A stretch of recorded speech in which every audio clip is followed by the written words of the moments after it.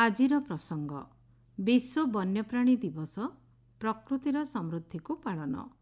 आलेख्य आंचलिक संवाद विभाग। उपस्थापना नीना साहू। आम परिवेशर संतुलन बजाय रखिबारे वन्यप्राणी उपस्थिति संपर्क में सचेतनता सृष्टि लक्ष्य नहीं प्रत्येक वर्ष आजिर दिवस को विश्व वन्यप्राणी दिवस भाव पालन करा जाउछि।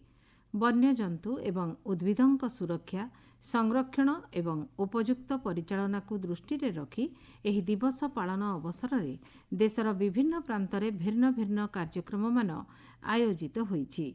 चलित वर्षर विषय वस्तु रही वन्यजंतु सुरक्षा और संरक्षण लगी लोक एवं ग्रह पई एक स्थायी भविष्यत सुनिश्चित करिबा।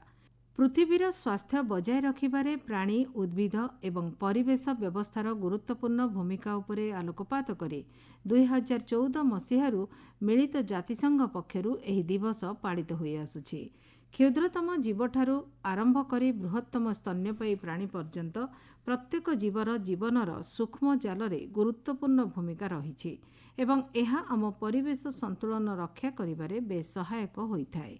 वन्यजंतु माने परिवेश परिस्थिति को बजाय रखिबा सहित स्वच्छ वायु जल एवं उर्वर माटी को संरक्षित रखिबारे मध्य सहायक होइथांती। अन्य प्रकारे कहिले वन्यजंतु हेउछि मानव जीवनर सांस्कृतिक और अर्थनैतिक दिगरे एक अविच्छेद्य अंग। व्यावहारिक दृष्टिकोण देखिले कृषि जंगल एवं औषध क्षेत्र पई वन्यजंतु अत्यंत आवश्यक एवं एहा मानव समाज पई स्थायी जीविका प्रदान रे उल्लेखनीय योगदान करिथाय। एपरिक अनेक संस्कृति रे पशु एवं उद्भिद को पवित्र बोली विवेचना करा जाई एहार संरक्षण को सेमानंक परंपरा भावे ग्रहण करिथांती। भारत में वन्यजंतु संरक्षण एवं सुरक्षा पई सरकारंक पक्षरु अनेक पदक्षेप ग्रहण करा जाईछि। प्राकृतिक ऐतिह्यर संरक्षण एवं सुरक्षा उद्देश्य परिवेश जंगल और जलवायु परिवर्तन मंत्रणालय विभिन्न नीति नियम एवं पदक्षेप प्रस्तुत करिसेंति।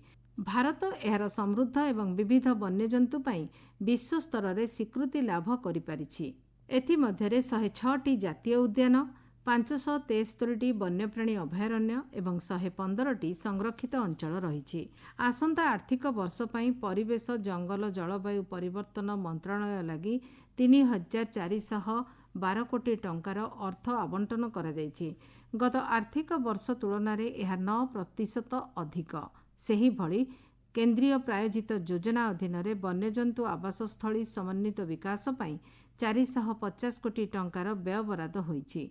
प्रोजेक्ट डॉल्फिन अधीन गत वर्ष आसामर गंगा नदी डॉल्फिन को प्रथम थर पई सफलता सह सैटेलाइट टैग करी भारत ए क्षेत्र में उल्लेखनीय प्रगति हासिल करिछि।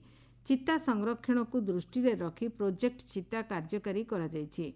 विभिन्न क्षेत्र में सफल प्रयास जो जंगली हाथी संख्या मध्य वृद्धि पाइछि। माँ और पृथ्वी माता सम्मान रे चारारोपण पई लोकों को उत्साहित करने लक्ष्य नहीं एक पेड़ माँ के नाम अभियान कार्यकारी करा जायछि। गत डिसेम्बर सुधा यह अभियान माध्यम 102 कोटी रु अधिक चारारोपण करा जायछि। ओडिशा रे मध्य वन्यजंतु एवं जंगलांचल को संरक्षण करने लक्ष्य पदक्षेप निया जायछि। जलवायु परिवर्तन आह्वान मुकाबिला सहित वन्यजंतु संरक्षण क्षेत्र में ओडिशा उल्लेखनीय सफलता हासिल करिछि। अलिफ रिडले कईछक सुरक्षा शिमिलीपाल जैवमंडल अभयारण्य वन्यजंतु सुरक्षा सहित बाघ तथा अन्य जीवजंतु संरक्षण नहीं बहुविध पदक्षेप निया जायछि। विश्व वन्यप्राणी दिवस अवसर में प्रधानमंत्री नरेंद्र मोदी जैव विविधतार सुरक्षा एवं संरक्षण कार्य में सामिल हेबाकु समस्तंकु आह्वान दैछन्ति। सामाजिक गणमाध्यम पोस्ट प्रधानमंत्री कहिसेंति प्रत्येक प्रजातिर सामाजिक परिवर्तन रे गुरुत्वपूर्ण भूमिका रही। आगामी पीढ़ी पई एही सबु प्रजातिर भविष्यत को सुरक्षित रखिबा उपरे से गुरुत्वारोप करिसेंति। आसंतु आमे समस्ते वन्यजंतुଙ୍କ सुरक्षा एवं संरक्षण दिगरे कार्य करिबा सहित जैव विविधता को बंचाई रखिबा पई संकल्पबद्ध हेबा।